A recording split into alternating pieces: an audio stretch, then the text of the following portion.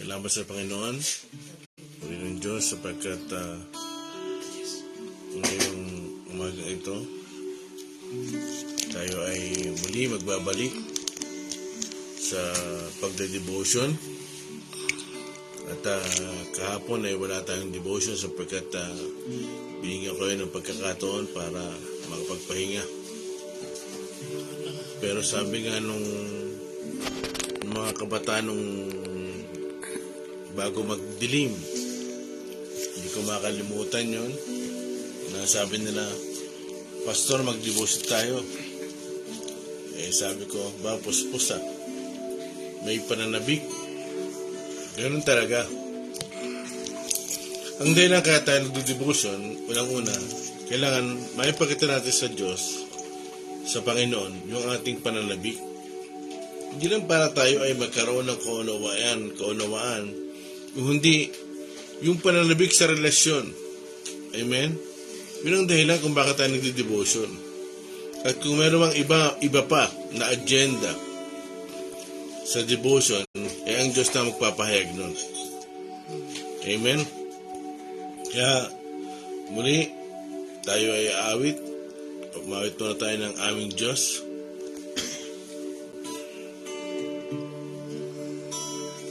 Hallelujah.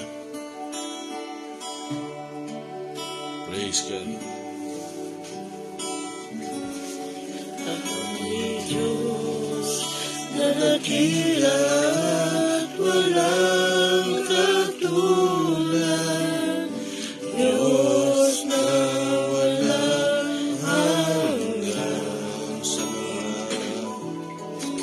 sa mga panghihina at kapihatian, Diyos ng kaaliwan,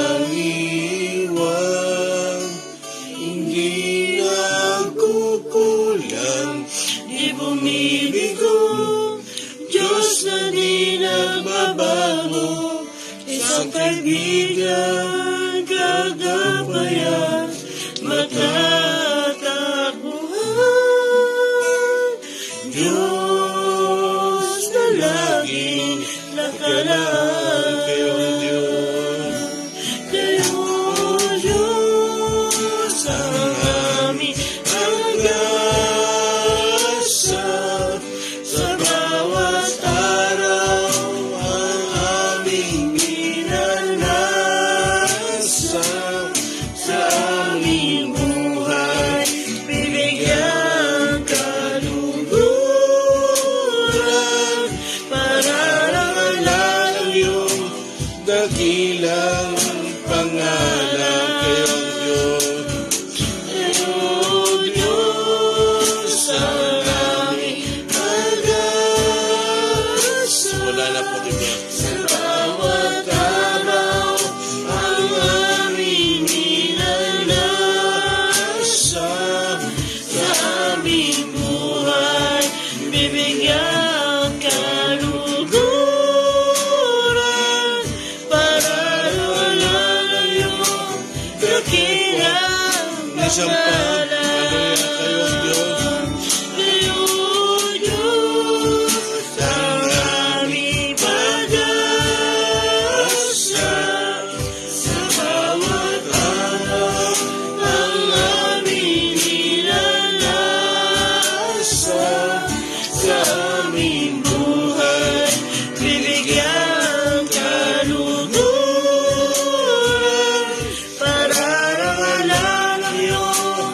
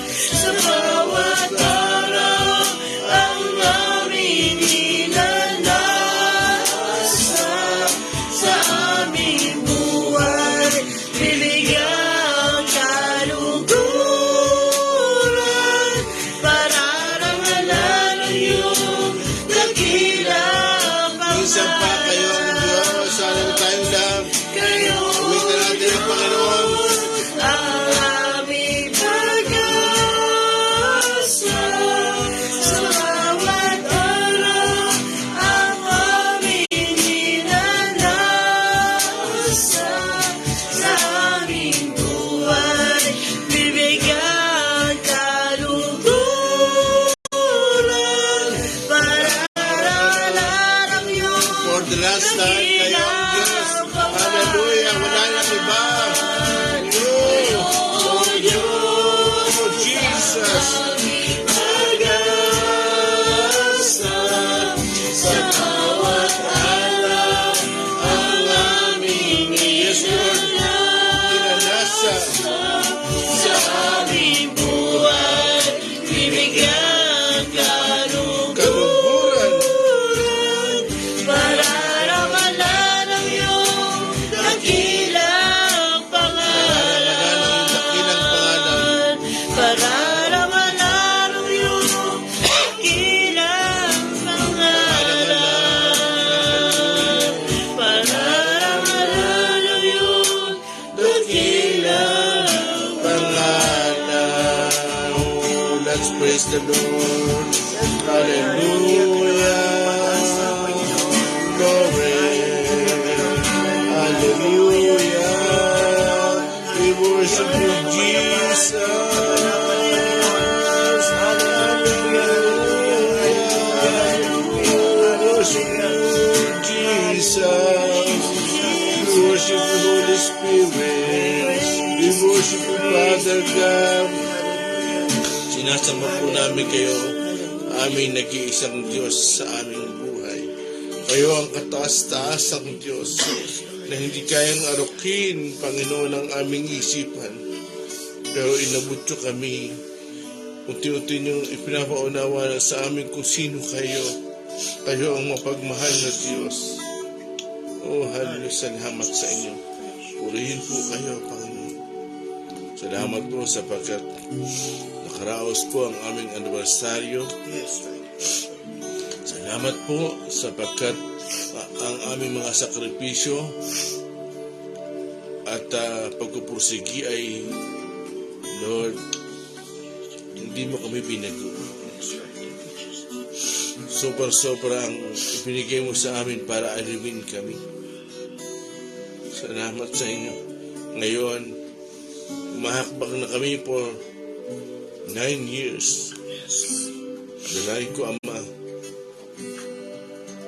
patuloy mo kaming akayin sa pagtatagumpay at kami ay makapagpatuloy sa inyo. Purihin po kayo aming Diyos, O Holy Spirit. Tinatawag ako Sister Cathy para pangunahan tayo sa ating panalangin.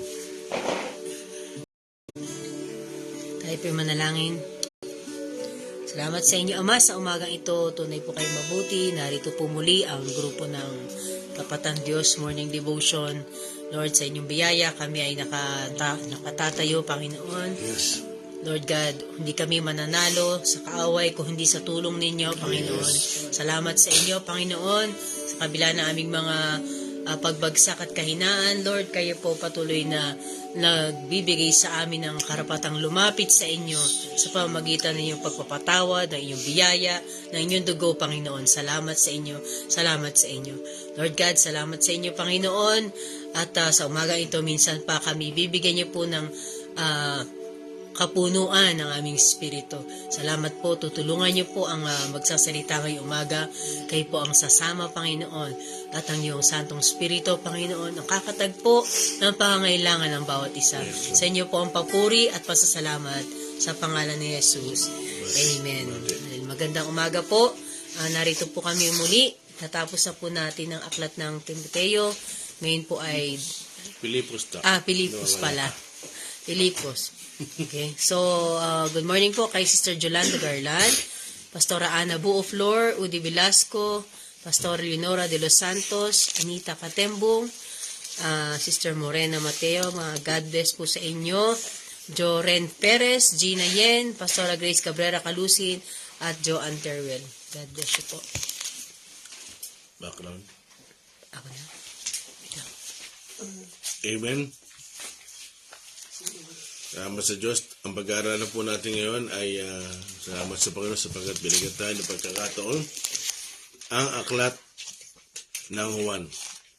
Amen. Sapagkat dito tayo dinadala.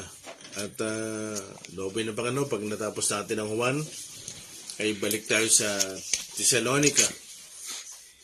At yung iba pa ay hindi ko pa alam. Nag-iintay pa rin ako ng sasabihin ng Panginoon. Pero bago natin pag-aralan yan, alam nyo itong ating pag-uusapan ay hindi rin naiiba sa Pilipos, Thessalonica, at Revelation, at Juan.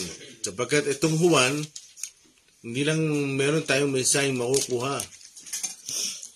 Ang ating pag-aaralin ngayon ay sigurado ko tiyak. Ito ay merong doctrinal issue. Pag sinabing doctrinal, yung ating mga pinaniniwalaan. At unti-unti ay lilinaw at ipapaunawa sa atin ng Diyos. Pero bago yun, mamaya ay si Sister Cathy at si Pastor Endel ang magbibigay sa atin ng background. At background tayo ngayon, tsaka John 1:1. Amen, Sister Cathy? Ang aklat po ng Juan ay isa sa gospel books. O ang gospel daw po ay galing sa wikang Grego na hindi ko alam kung tama po ang aking bigkas. Evangelion o Eungelion. Ibig sabihin po ay good tidings or good news. At nung isalin sa wikang English, ito po ay Godspell. God is spell. Parang spelling. Ganun. So, tayo naman, ginagamit natin siya as gospel. G-O-S-P-E-L, isang word lang po. So, ang aklat po ng Juan ay pang-apat po na sa pagkakasunod-sunod sa gospel na nakalagay sa bagong tipan. So, ang akin pong ibabahagi ay kung sino po si Juan. Okay, si Juan po ay ang kapatid ni James, isa sa 12 disipulo na tinawag ng Panginoon nung siya'y magpapasimula sa kanyang ministeryo. At tinawag din daw po silang anak ni Zebedeo sa Marcos 1:19. Sila po ay mga mangingisda at nabanggit din po sa Marcos na sila ay nagtatrabaho ng pangingisda kasama ng mga upahang tauhan ng kanilang ama. Okay, sila po ay tinagurian na Sons of Thunder. Ano ba sa Tagalog to? Sons of Thunder. Anak ng kulog. Anak ng kulog. Okay? So, pagka po binabanggit ang pangalan ng magkapatid, laging James and John. So, nasa huli po ang pangalan ni Juan. Okay? So, kilala po si Juan na emosyonal. So, anong klaseng emosyon? Medyo hot. Mainit. Okay?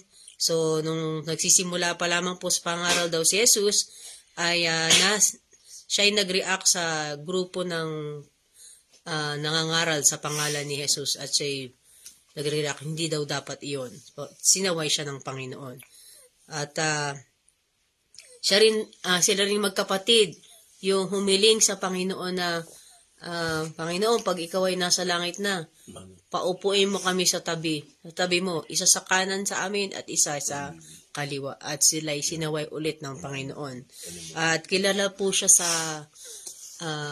katapangan. Masasabing matapang sapagkat nung panahon na pinag-uusig ang Panginoong Jesus at siya'y pinako sa krus, nagtago po lahat ng mga alagad.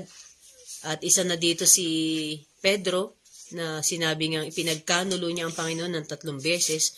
Ngunit nung nakapako na sa krus si Jesus, ang naroon lamang pong nagpakita ay si Juan.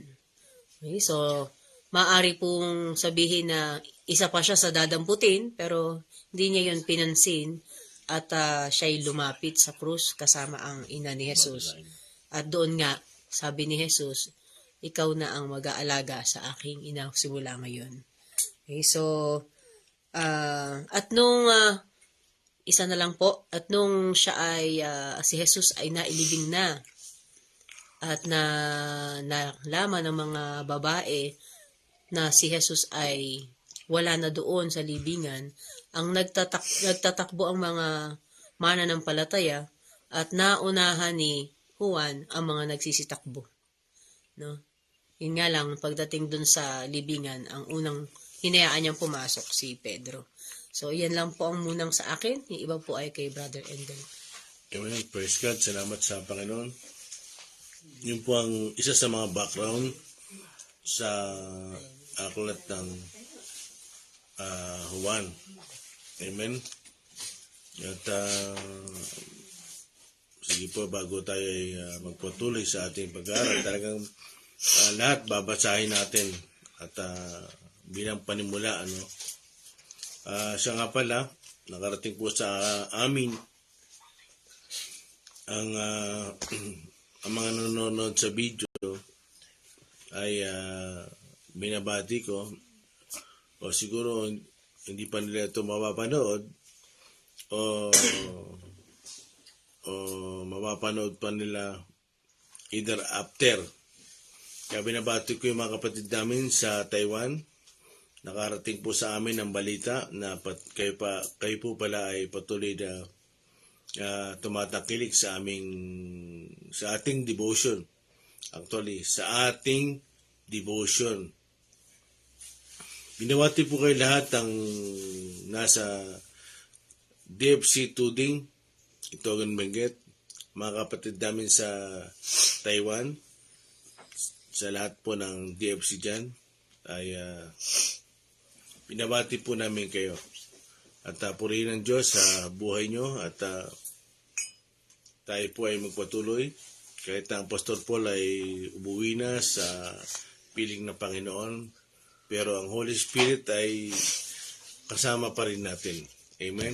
Yun po ang pinakamalaga.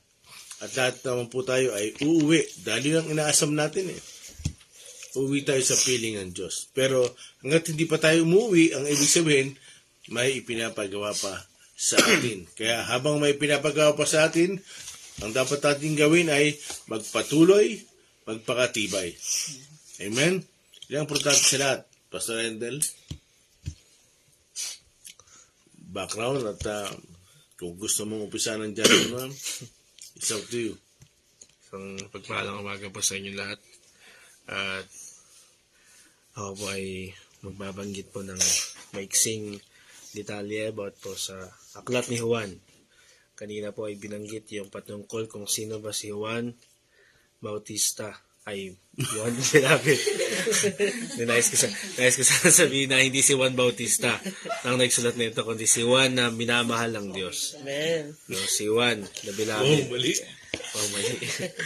Kinakabahan ako pero kapangalan ko ito si John the Beloved. So, sabi po dito, sa aking sinulat, nag-notes po kasi ako Si Juan na ang nagsulat na kung tawagin ay minamahal ng Diyos. Matatagpuan po natin ito sa John chapter 21 na mapapatunayan na siya nga talaga yung nagsulat nito. Okay, very good job. John chapter 21, verse 20. John chapter 1, verse 20. Sabi dito, nang lumingon si Pedro, sa John chapter 21, verse 20, nang lumingon si Pedro, nakita niyang sumusunod sa kanila ang tagasunod na minamahal ni Jesus. Siya ang tagasunod na nakasandal kay Jesus nang naghahapunan sila, at siya ang nagtanong kay Jesus kung sino ang magtatraidor sa kanya. Yun po. So, dito sinasabi na kung saan si Juan, siya po ito sa King James, sa ibang mga salin, ang sinasabi dito ay si Juan. Pero pinababaw dito at pinalawak, ang ibig sabihin ay si Juan na minamahal ni Jesus. Sabi dito, ang tagasunod na minamahal ni Jesus. Bakit daw siya yung minamahal ni Jesus? Kasi siya lang yung tagasunod na nakasandal kay Jesus tuwing naghahapunan sila. Ibig sabihin, hindi pinakita, hindi na masyadong in-explain kasi sa gospel kung anong klase bang relasyon ang meron kay Jesus at kay Juan. Amen. Pero ipinakita sa simpleng talatang ito na close talaga sila. So ako, hindi naman ako sasandal sa hindi ko kakilala, na hindi ko ka-close. Sino nga bang sasandal na tao sa isang taong hindi niya ka-close? Diba? Ibig sabihin, tulog ka sa jeep. Kaya ka nakasandal sa katabi mo. Ano po? Kaya, yun po si Juan. No? At ito pa, sa Luke chapter 5, yung sinasabi dito na sila yung magkapatid na si James at saka si John. Nabanggit po natin ito kanina. At sila nga yung may initin ng ulo. At kung sila yung mga taong gustong umupo kahit saan. Di ba po? At konting background po bago ako magsimula sa John chapter 1. Na po, ang aklat ni Juan ay naisulat, hindi po eksaktong panahon, pero ito po ay naisulat ng 85 to 90 AD. Kasi ito lang yung posibleng panahon na pwede niyang sulatin itong aklat na ito. At naisulat niya ito, mga kapatid, bago yun, natagpuan ang sulat ni Juan noong AD 135. Ibig sabihin, wala na si Juan nito. Nakita lang yung mga piraso ng kanyang sulat at pinagsama-sama. At ito ay nung unang panahon kasi, kaya para nasulat ang Bible, so hindi ito, yung Bible na ito, hindi ito natagpuan noong unang panahon na ganito na. Nung natagpuan ito, papel-papel, pira-piraso. At yung iba ay nakarolyo, naka-scroll, yung scroll noon. At yung iba ay maraming sulat. Kunwari, sulat ni Pablo, naka-compile. No? May iba't ibang paraan para natagpuan yung mga sulat ng mga alagad. Pero, yung kay Juan ay sabi, pira-piraso na inakita sa kanya. At ang ginawa ay pinagdugtong, tsaka ang ginagawa kasi noong unang panahon, kinokopya nila, tapos nire-rewrite nila, yung iba tinatranslate sa ibang lengguwahe, sa kanila i-disseminate o ibabahagi sa iba't ibang mga tao. So yun po, natagpuan ito noong AD 135 na ang akalain nila na isinulat ito ni Juan ay AD 85 to 90. So after death po ito ni Kristo. Kaya ito po yung mga konting bahagi po nung patungkol sa aklat ni Juan na naisulat niya. So patungkol naman po sa aklat, yung nilalaman ng aklat ni Juan, basahin po natin saglit itong John chapter 1. Yung ating pasimula. Sabi po dito, nang pasimula, naroon ang tinatawag na salita. Ang salita ay kasama ng Diyos at ang salita ay Diyos. Mga kapatid, si Juan ang nagsulat ng talatang ito na kung saan masasabi natin na paano niya nalaman yung mga ganitong bagay, paano niya naisulat yung mga bagay na labas sa kapanahunan o labas sa salitang oras. Kasi mga kapatid, nung panahon na hindi pa nalilikha ang sanlibutan, wala pa yung salitang time. Wala pa yung salitang time. Ang time pa lang ay ang Diyos. Pero wala pa siyang binibigay na salitang time sa atin. Kasi po may isang pagpapala ibinigay sa atin ng Diyos at yun ang tinatawag na oras. At hindi natin aakalain na ito ay pagpapala sa atin. Lahat tayo ay may oras, lahat tayo may kanya-kanyang oras. Ang sanlibutan ay may oras. At nasa ilalim tayo lahat ng salitang time. Pero, paano nga ba talaga ang Gospel of John, na paano ito nasulat ni Juan, yung unang kapanahunan? Kasi kung titignan natin, ang Gospel of John ay iba sa Matthew, Mark, Luke, John. Sa Matthew and Mark and Luke, na magkakaiba po sila. Kumbaga, ang Matthew, Mark, and Luke, ito po ay tinatawag na Synoptic Gospel. Synoptic. Synoptic, o nakuha ang synoptic sa salitang synopsis. Nang ibig sabihin ay summary or narrative. Ito po ang ibig sabihin, ninarrate ni Mateo, ni Marcos at ni Lucas yung patungkol sa ministeryo ng Panginoong Yesus. Amen. At kung papansin ninyo, sa apat na gospel, hindi ibig sabihin na apat ang gospel, ibig sabihin isang gospel na compile lang ito sa apat na libro o sulatin, aklat. Sa apat na taong ito, isa lang ang alagad ni Jesus, si Juan. Hindi niya alagad si Mateo, hindi niya agad si Marcos, pati si Lucas, Amen. Sila ay mga worker lang din, mga trabahador. Hindi sila main character. Kailan sila umusbong? Nung aklat ng mga gawa, saka sila nakilala. Wala na ang Panginoong Yesus. Kaya masasabi natin dito, ano nga bang pagkakaiba ng Mateo, Marcos, Lucas at sulat ni Juan? Titignan po natin sa Mateo chapter 1. Mateo chapter 1 verse 1. Ito po ay patungkol, ano nga ba ang pagkakaiba ng apat na ito? At talagang bakit kailangan hatiin pa ng Diyos sa apat na gospel? O sa apat na aklat? Ito yung pinapakita lamang, Tandaan po natin, ang gospel ay patungkol sa Panginoong Yesus. Ang gospel ay patungkol para patunayan sa atin na ang Panginoong Yesus ay siya ang nasa pangako ng Old Testament. No, wala na pong ibang Mesyas. Kasi ito po, tandaan po natin, bago po ako magsimula, ang gospel ay naisulat para patunayan. Una, para patunayan. Pangalawa, para palakasin ang second generation. Amen. Hanggang sa mga sumusunod na generasyon hanggang sa atin. Ano ibig sabihin ko sa second generation? Ang first generation po kasi ay yung mga alagad at yung mga nasa aklat ng mga gawa. Sila po yung mga first generation Christian. Amen. Ang second generation ay yung mga namatay na yung alagad. Yun na yung second generation ng Kristiyano. Kaya nila naisulat ito. Kaya nabanggit ko po kanina, naisulat ito ni Juan sa AD 85 to 90. Bakit? Kasi pagkatapos nun, persecution period na. Amen. Hindi na pwedeng magsulat sila. No, may binigay lang na oras ang Panginoon para sulatin nila yon. At naniniwala ko, sinusulat nila yon under persecution din. Amen. No, nasa ilalim sila ng si Pablo nga ay nakapagsulat sa bilangguan, nakapagsulat habang nakakulong, house arrest. Si Juan, alam niyo po, habang siya ay nasa yung lugar sa Revelation chapter 1, bago ako magsimula, intro pa lang po ito. Sa Revelation chapter 1, ang sabi niya, nasa anong lugar siya matatagpuan? Patmos. So sinusulat niya ito habang siya ay nasa Patmos. Biruin nyo, sinusulat niya ito habang siya ay naka-death row. Kaya naniniwala ko si Juan, isinulat niya rin ito, nasa persecution siya. Pero walang nabanggit, so hindi tayo mag-a-assume kung saan siya nagsulat. Walang nabanggit kung saan, pero ito lamang ay mga pinag-aaralan base sa kapanahunan ng mga Bible scholar. Dahil ang mga Bible scholar ay sinasamahan din ng Banal na Espiritu. Na po, at Matthew chapter 1. Ito po yung pagkakaiba nila. Papakita lang po natin, no?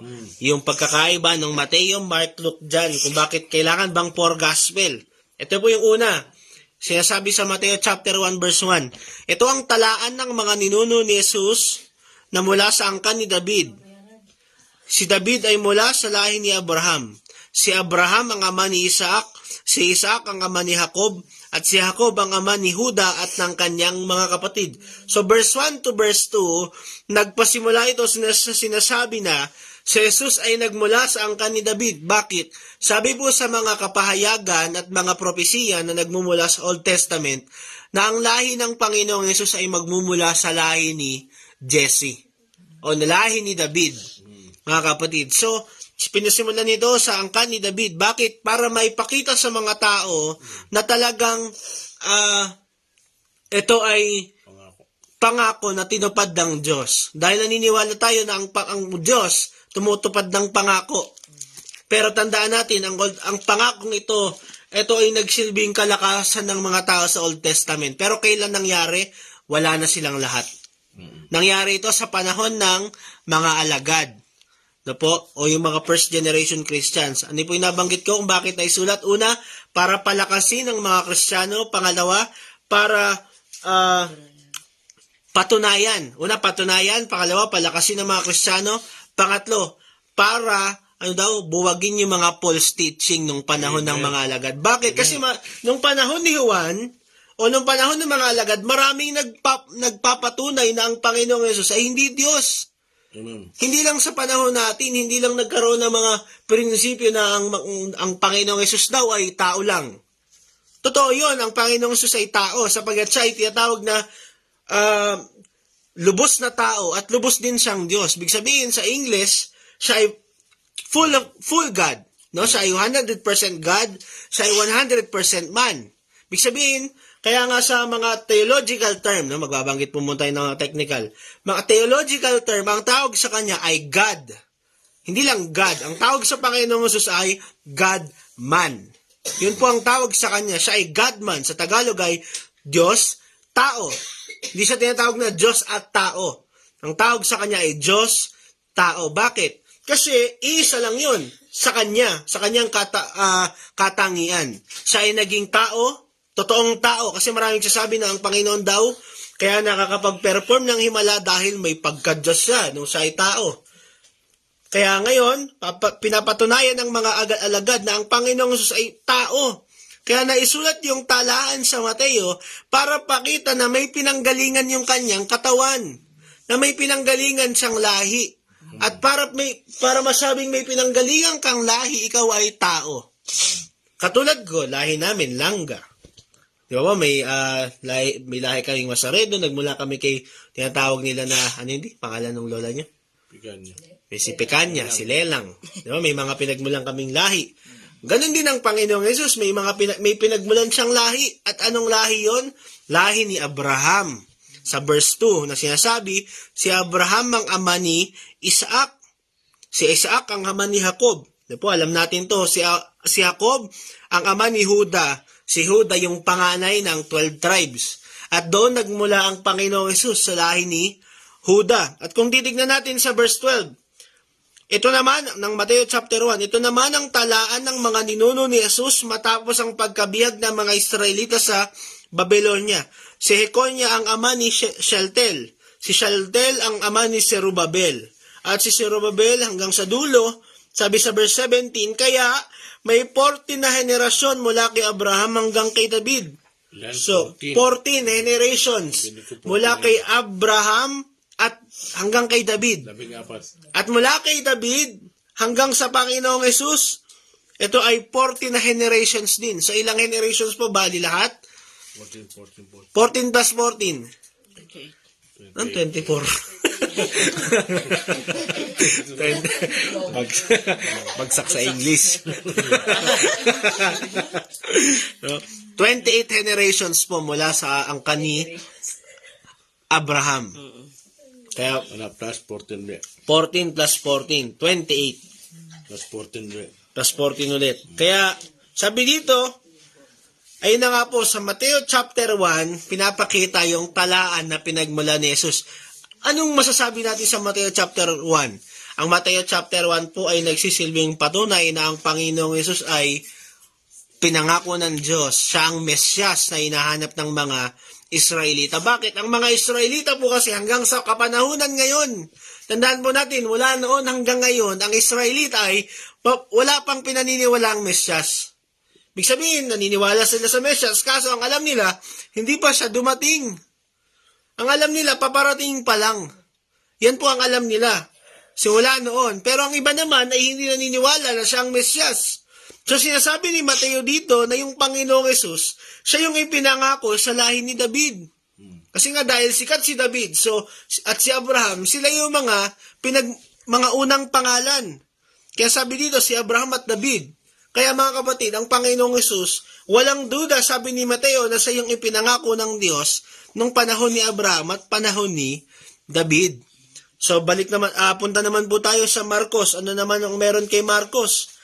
Ano ang pagkakaiba niya sa gospel ng Matthew, Luke at John?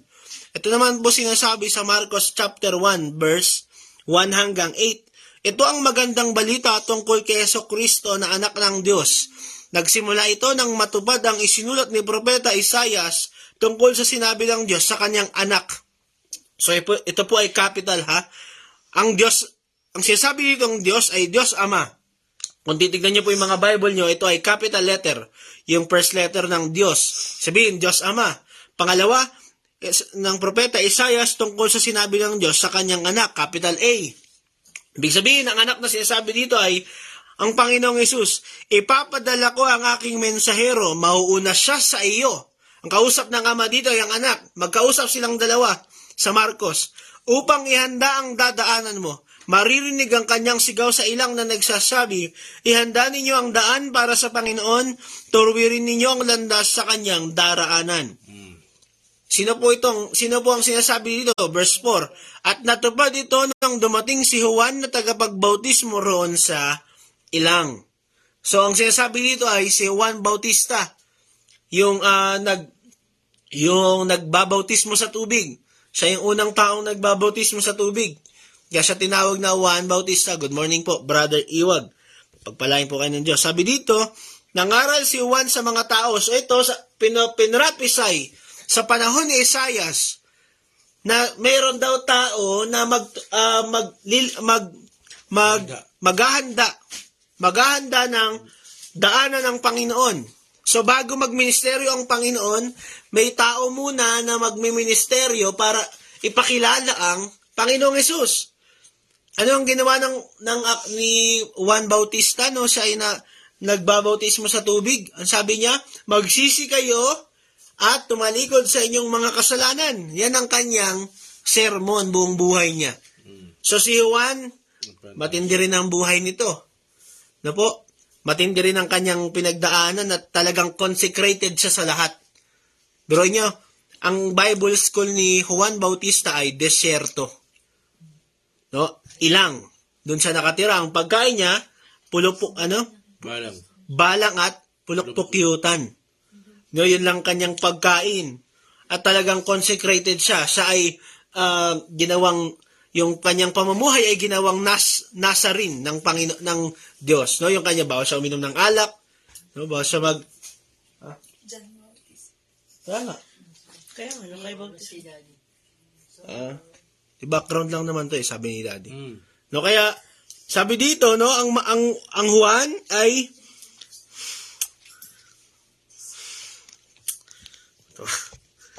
Relax. dito, sabi dito, no, si Juan, siyang maghahanda ng daan ng Panginoon.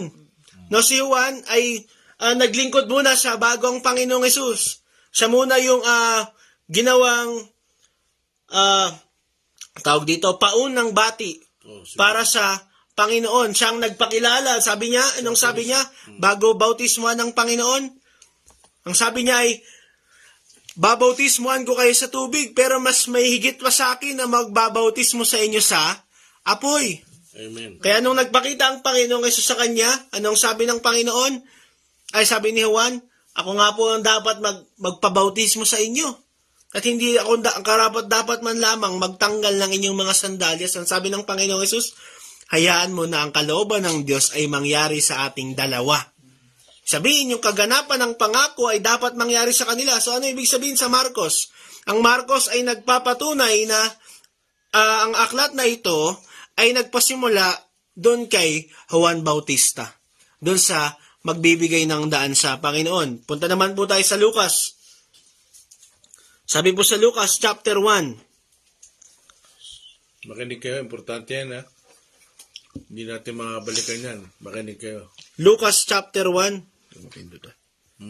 Lucas chapter 1 verse 1. Kagalang-galang na Teofilo, marami na ang sumulat tungkol sa mga nangyari rito sa atin.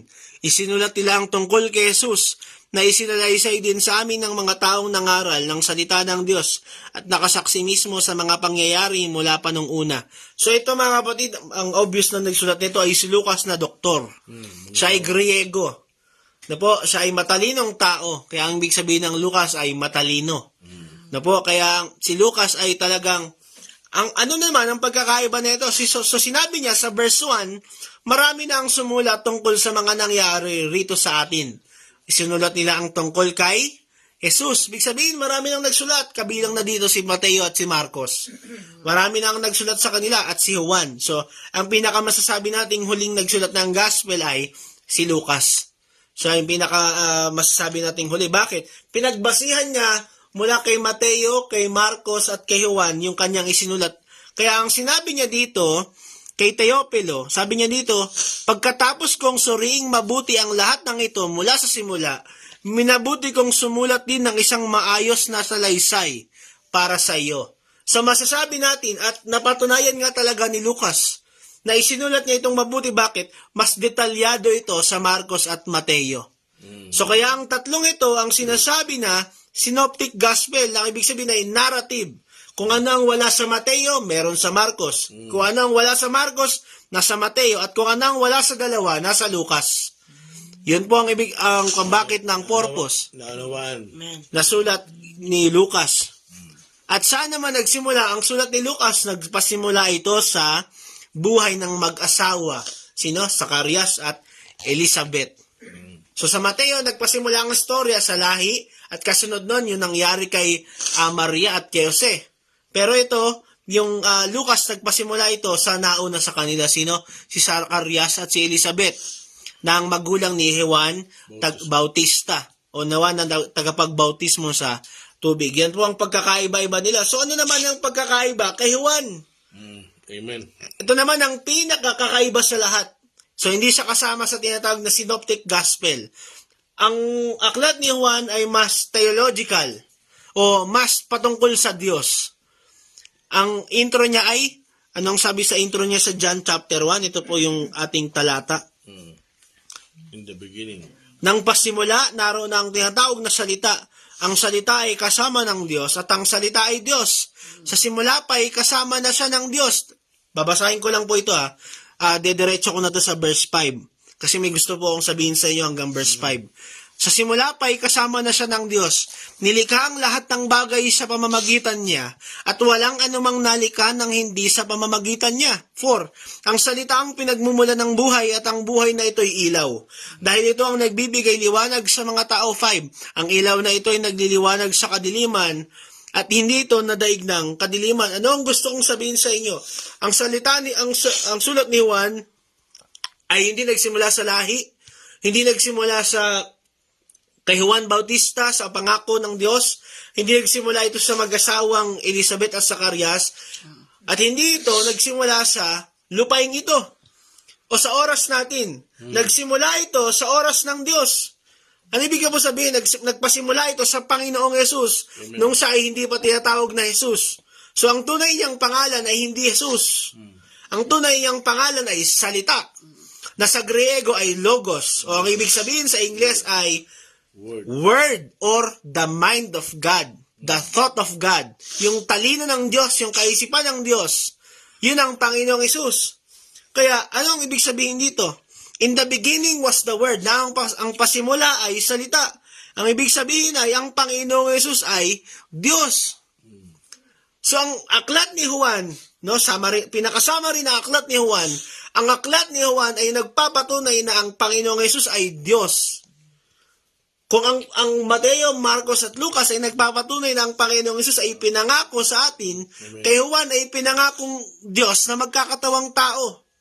So, tapos, ang Panginoong Hesus ay, tao bakit? Nasulat ang aklat ni Juan nung panahon na ang mga false teacher na nagsasabi na, nung namatay naman ang Panginoong Hesus, hindi siya tunay na tao, iniwan niya yung katawan niya, espiritu niya umakyat ulit sa langit. Yan yung nangyayari sa panahon ni Juan na ang Panginoong Hesus daw ay hindi tunay na Kristo. Nung siya ay nagmi-ministeryo, nandito daw yung espiritu ng Diyos niya, yung pagka-Diyos niya. Na yung, anong ibig sabihin ko dito? Yung sa Pilipos na sinasabing hinubad niya. Relax. Yung hinubad niya na pagka-Diyos, yun daw yung suot niya nung siya ay nagmi-ministeryo dito. Pero nung namatay siya at pinako siya sa krus, umalis daw yon at bumalik sa langit. Hindi daw ganoon ang sabi ni Juan. Ang sabi niya sa verse 1, nung pasimula, naroon na ang tinatawag na salita. Ang salita ay kasamang na ng Diyos at ang salita ay Diyos. So sinasabi dito ni Juan na ang Diyos ay walang hanggan. Kasi bakit? Nang pasimula Kailan ba ang simula? Hindi natin alam. Pero anong sabi sa Revelations? He is the Alpha. Na ibig sabihin ay ang pasimula. So ang simula, kung isipin natin kasi, ang Diyos ay walang hanggan. At ang Diyos ay walang pasimula. Pero sinasabi niya na siya ang simula. Siya ang simula ng lahat ng bagay. Kaya, ano pang sinabi dito ni Juan? Sa simula pa'y kasama na siya ng Diyos. Ibig sabihin, merong Ama at Banal na Espiritu. At may kasama siya. No? Jesus was with God. Ano bang masasabi dito? Nung the Word was God. At ang salita ay Diyos. Sa sinasabi sa verse 1, ibig sabihin, ang Panginoong Hesus ay Diyos. Ano po ang sabi sa verse 4? Ang salita ay ang sabi dito sa verse 3 pala, nilikha ang lahat ng bagay sa pamamagitan niya at walang anumang nalika nang hindi sa pamamagitan niya. Ibig sabihin, ang Panginoong Hesus ay manlilikha. So may sinasabi si Juan dito na gusto nang malaman natin. Ano pa? Verse 4, ang salitang pinagmumulan ng buhay. Ibig sabihin, in Christ there is life. May buhay sa Diyos, siyang nagbibigay buhay.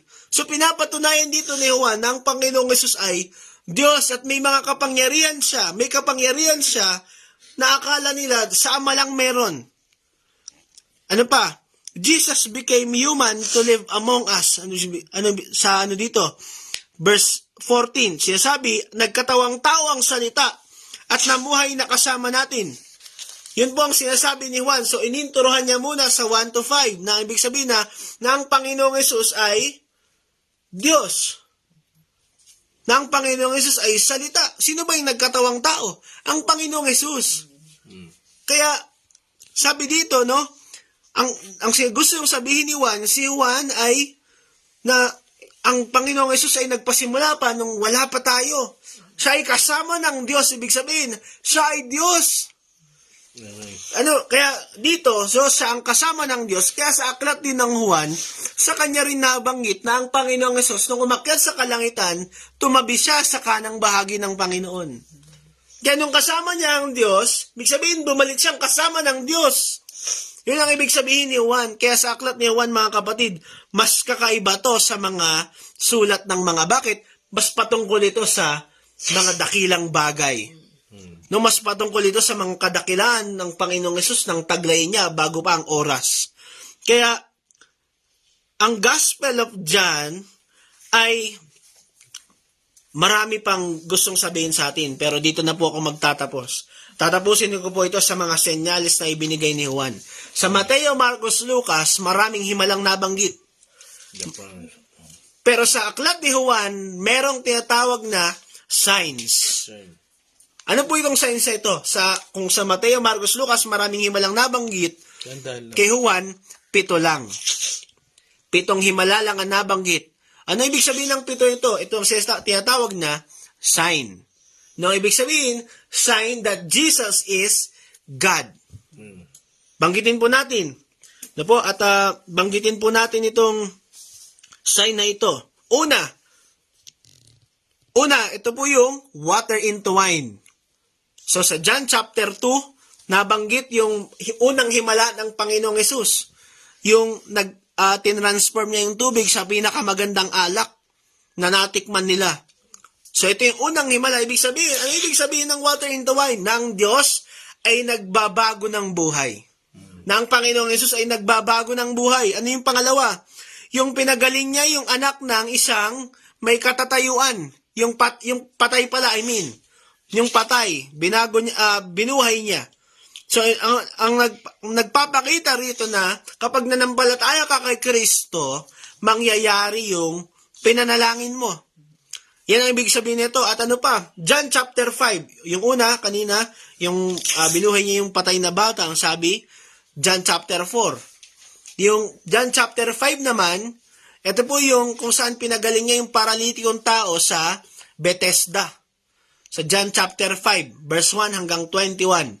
Ito po yung lalaking paralitiko ng 38 taon. Ano po yung pang-apat? Pang-apat, feeding the 5,000. O yung pinakain niya yung 5,000. Ito po yung himala na ibig sabihin ay yung biyaya ng Diyos. Ano pa yung pang-anim? Walking on the sea. Pinakita dito yung mga kamanghamanghang bagay na ginawa ng Panginoong Yesus. Healing the blind man since birth. Ano yung huli? Raising Lazarus from the dead. So yung una, water into wine. Pangalawa, pinagaling niya yung patay na anak ng lalaki. Pangatlo, yung paralitikong lalaki ng 38 taon. Pang-apat, yung nagpakain siya ng 5,000. Panglima, nung naglakad siya sa dagat, na tinawag siyang inakala pa siyang multo. Pang-anim, nung nagpagaling siya ng bulag, mula pa pagkabata.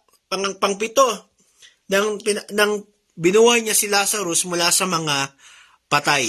So itong pitong himala na ito na naisulat sa aklat ni Juan ay nagsisilbing senyales o nagpapatunay na ang Panginoong Yesus ay Diyos. Nung habang siya ay naririto sa lupa, pinapakita na yung kanyang ministeryo ay siya ay tao. Pero pinapakita dito ni Juan na yung mga ginawa niya ay mga kamanghamanghang bagay na magpapatunay na sa kanya na siya ay Diyos. Naintindihan po ba natin? Nung siya ay narito, siya ay tao. Pero gumagawa siya ng mga bagay na makadiyos. Bakit? Sinasamahan siya ng banal na spirito. Kailan yun? Nung siya ay binautismohan ni Juan. No, pinakita kay Juan na nag-manifest sa kanya ang banal na spirito sa Panginoong Yesus. At magtataka tayo. Dito ako magtatawas. Bakit nga ba kay Juan nabunyag ang mga ito? Amen. Alam niyo po, isa lang masasabi ko. Although hindi sinabi sa Biblia kung bakit, pero naniniwala ako bakit. Kapag close ka sa Diyos, maraming masasabi sa iyo ang Diyos. Amen. Nabanggit natin yung una kong banggit. John chapter 21 verse 20. Siyang minamahal na tagasunod ni Jesus. Kaya nung makikita mo natin, ano lang to speculation ko lang to, pero naniniwala ako dito. Bakit? Simple lang. Noong ang Panginoong Jesus ay pinako sa krus, si Juan lang naroon. Tuwing kumakain sila, si Juan ang laging nakahilig sa braso ng Panginoong Jesus. Ibig sabihin, hindi masyadong ipinapakita yung relasyon nila, pero ipinapakita kung gaano sila ka-close. Amen. Hindi na kasi dapat sabihin sa Biblia yung ganung salita, kaya hindi na isinulat ni Juan. Pero ang sinabi, pwede namang isulat yun ni Juan, bakit hindi niya isinulat? Bakit? Para sa Diyos nga yung sulat niya No? Tungkol sa Panginoong Jesus, hindi pa tungkol sa relasyon nilang dalawa. Sa kanila na yon. Pero makikita natin na siya yung mahal na mahal ng Panginoon. Hindi niya ba mahal yung 11? Mahal niya yun, pero mahal ni Juan talaga ang Panginoong Jesus. Kaya, close sila ng Diyos, kaya nasabi ng Diyos sa kanya yung mga ganitong bagay na lingid sa oras ng tao. Amen. Kaya nabanggit din sa kanya yung revelation. Oo, pare-pare silang nagdanas ng mga pagsubok at mga pag-uusig. Pero bakit kay Juan lang? Bakit? Kasi una pa lang, close na silang dalawa. Amen. Una pa lang, kaya kapag tayo ay close sa Diyos, hindi malabong masabi ng Panginoon yung mga bagay na hindi mo inaasahan. Yung mga bagay na hindi mo talaga hindi galing sa iyo, hindi galing sa kaisipan ng tao. Alam natin ito, hindi ito galing sa kaisipan ng tao. Bakit? Ang kaisipan nitong ni Juan dito ay kaisipan ng Banal na Espiritu.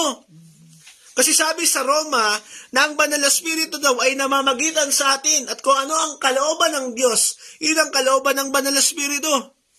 Kaya kung ano yung kalooban ng Banal na Espiritu, yun ang sinasabi niya sa atin. Kaya kung ano ang kalooban ng Banal na Espiritu, yun sa kalooban ng Ama. Ibig sabihin, ang one na minamahal ng Diyos o John the Beloved na ito, siya ang nagsulat ng mga bagay na ito. Bakit? Siya ay close sa Diyos. Tsaka yung perspective dito ni Juan sa gospel ay iba dun sa tatlo. Bakit? Siya yung alagad, siya yung first hand na nakakita. Amen. So yun, dun po ako magtatapos. Tapos na po yung ating devotion. Sige. Pabalik ko na ba kay Pastor Jim? Okay, ano oras na? 5:58. 5 to 8, 2 minutes. Praise God. Naunawa ba natin? Amen. Kaya ito ay pasimula pa lang. Binigyan ko siya ng pagkakataon na ipaliwanag at yung background. At tutuloy natin to. Pero gusto kong lahat, ng mga kasama ko, tumutok kayo dito. Sapagkat hindi na natin mababalikan ito. At every time, every morning, merong ipapahayag na fresh revelation ng Panginoon. Marami nangangaral. Pero ano ba ang ipapahayag sa atin? Ano ba ang ipapaunawa sa atin ng Diyos? Amen? Kaya na sinabi ni Pastor Endel, John the Beloved. Alam niyo ba ibig sabihin nun? Halimbawa si Jess at saka si Daniel. Pwedeng sabihin na minamahal ni Jess si Daniel. Bakit? Anak siya. Naunawaan? Now, ito pakinggan nyo. Ayon sa pagkakasalaysay ni Pastor Endel. At meron pang idadagdag sa atin ng Panginoon. Pwede ba mangyari na sabihin ng Panginoon ng kanyang apostol na minamahal? Pwede. Dahil naisulat. Amen? John, anong verse? John? 21. May nasusulat ba? Now, pakinggan nyo to. Ibig sabihin, itong tanging apostol niya, ang talagang pinakamalapit sa kanya, anong tawag? Beloved. Ang katumbas ng beloved ay best friend. Pag best friend mo ang isang tao, bukas kayo niyan. Lahat pinag-uusapan nyo. Pwede ba ang mag-ina, mag-ama, maging mag-best friend? Yes. Pero bihira. Pero ang pinakamagandang best friend talaga, mag-ina, mag-ama. May relasyon. Amen? Yun ang dahilan. Bakit? Gusto ng Panginoon maging bukas sa kanila. Kasi ang Mateo, ang Marcos at Lucas, Gaya na sinabi ni Endel, synoptic yan. Pero ang tanging apostol na nakasaksi sa Panginoon, si John the Beloved. Hanggang dulo. At si Juan Bautista naman, from the Old Testament, siya naman ang naghanda ng daan, pathway. At marami tayong maunawaan dyan. Sino ba si Yahweh? No? I-reveal sa atin ng Panginoon yan. No? Sino ba si Yahweh? Sino ba siya na kailangan natin maintindihan? Si Yahweh ba ay si Jesus? Si Jesus ba ay si Yahweh? No? Sa mga darating ng panahon niya, maintindihan natin kaya tumutok tayo. Kaya, salamat kay Sister Cathy at kay Pastor Enden. At kung mayroon pa mang kulang, ay patuloy tayo magpe-praise sa Panginoon. At ito ang dadagdag ko, bukas tayo kay Sister Ami. Based on history, no? Diba? Matthew, Mark, Luke, John, based sa history, ang Marcos ang unang aklat na naisulat. Base lang sa history. At ang poor gospel, iba ang poor gospel sa full gospel. Pag sinabing full gospel, buong aklat yan. Salita ng Diyos. Diba? May tinatawag tayo, sino ba kayo? Full gospel kami. No? Ibig sabihin, naniniwala ka sa kabuuan ng 66 books. Pero pag sinabing full gospel, Matthew, Mark, Luke, John. No? Ibig sabihin, yan ay apat na aklat. Isa pang pahabol.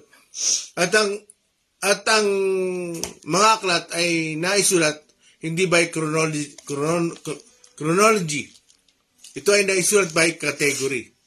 Ano ba yung category? Sabihin nyo nga category. Ano ba yung category? Base sa haba. At uulitin ko, ang Bible, nung unang panahon, wala siyang verse 1, 2, 3, 4, 5. Bakit yan ba yung naumiro? Para lubos nating maunawaan. Yun ang dahilan. Kaya, mahalaga sa nagtuturo na iba ipaunawa. Hindi maipakilala yung sarili na nagtuturo. Naunawaan nyo yung Tagalog ko? Kundi mapaunawa ang salita ng Diyos. Amen? Kaya, tayo magpe-pray na at bukas tutuloy natin ito. Sabi ko nga sa inyo, background pa lang yan. At ang pag-aaral natin talaga ay may halong doctrine. Kaya tulungan tayo ng Panginoon. Amen? Salamat, patuloy tayo manalangin at magnasa. Kaya ang gusto lang ng Panginoon ay maging malapit sa Kanya, maging best friend. Tayo ay makapagpatuloy, maging matibay tayo, at patuloy tayo makaunawa. Yan ang goal ng Diyos. Amen? Kaya, salamat tayo sa Panginoon sapagkat patuloy niyang pinaunawa sa atin unti-unti. Hindi kayang biglain. Bakit? Sasabog ang utak nyo. Nakakita na ba kayo ng dagat? No? Na isinalin sa utak? O inilagay sa bangka? Ang buong dagat inilagay sa maliit na bangka. O hindi na lang bangka, barko. Lulubog ba ang lulubog ang barko, di ba? Ang kaisipan ng Diyos ay mas higit sa dagat, mas higit sa lawak ng dagat. Amen? Kaya aming Diyos. Aming Diyos na dakila, walang dakila kayo, Panginoon. Diyos na walang hanggan sa mga panghihirap, kabigatian. Diyos na maaliwan, hindi nagkukulang, di bumibigo. Diyos na di nagbabago, isang kaibigan, kagabayan, matatakbuhan. Diyos na lagi nakalangit. Diyos, hallelujah, praise God. Diyos, tunay na pag-asa. Siya nga po.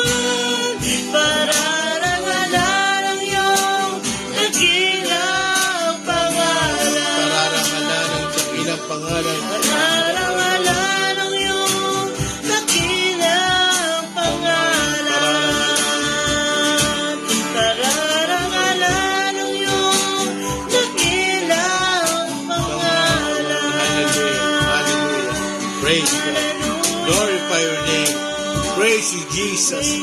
Purihin po kayo. Aming Ama, salamat po sapagkat ibinigay niyo sa amin ang Panginoong Jesus Yes. nang simulang siyang magkatawang tao. Salamat po. At unti-unti, pinapaunawa niyo po sa amin. Hindi po namin ito kayang unawain. Marami nang bumabasa ng Biblia, pero Lord, alam po namin at pinangahawakan po namin araw-araw magpapahayag kayo sa amin. Para hindi na maging head knowledge ang lahat. Kailangan po namin ng iyong fresh revelation, Lord. Salamat sa iyo. Tingnan natin, Sister Rami, pangukas tayo sa panalangin. Sister Gati.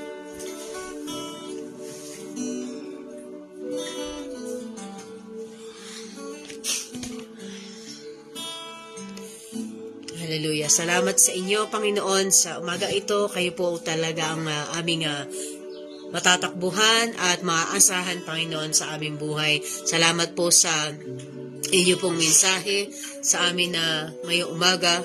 Kayo po, Panginoon, ay dapat naming lapitan, Lord God. At kayo po ang magpapahayag sa amin ng mga bagay na wala rito sa sanlibutan, Panginoon. Lord God, salamat po, Panginoon, sa inyo pong pagsama ngayong umaga, pagtuloy yung pagpalain ng bawat isang kasama namin, at kayo po ang mataas sa aming buhay sa maghapong ito. Lord, sumama ka po, ano man ang gagawin ng bawat isa, ano man ang kahilingan ng bawat isa, O Diyos. Lord God, inaangkin po namin ang inyong pagtugon. Purihin ang inyong dakilang pangalan, at bukas po sa aming minsang pag-aaral pa, kayo po ang sasama at patuloy na magpapahayag ng mga bagay na galing sa inyo, Panginoon, hindi sa aming kaisipan. Sa inyo pong papuri at pasasalamat sa pangalan ni Jesus. Amen. Ito po, may mga kasama po tayo. Si Pastora Annabel Husay, Pastora Isabel Raimundo Dia, Sister Rochelle Nopre, Sister Tina Robero, Sister Chrysel Centeno, Alan Rocreo, Angeline Sarsosa Restor, Ining Ruiz, Pastor Bert Salarda, Liway Anorico, Brother Iwag Palataw, Pastor Joel Yap Bagnes, Mami ko, Alice Santisteban, Irene Algabre, Justine Supsup, Ason Supsup, Eden Relioso Dano, Corazon Orejuela Alfonso, and Sister Jonah Pagilagan Galicia. Bukas po muli, alas 5 hanggang alas 6 ng umaga. God bless you po. Mula sa Tapatan Diyos.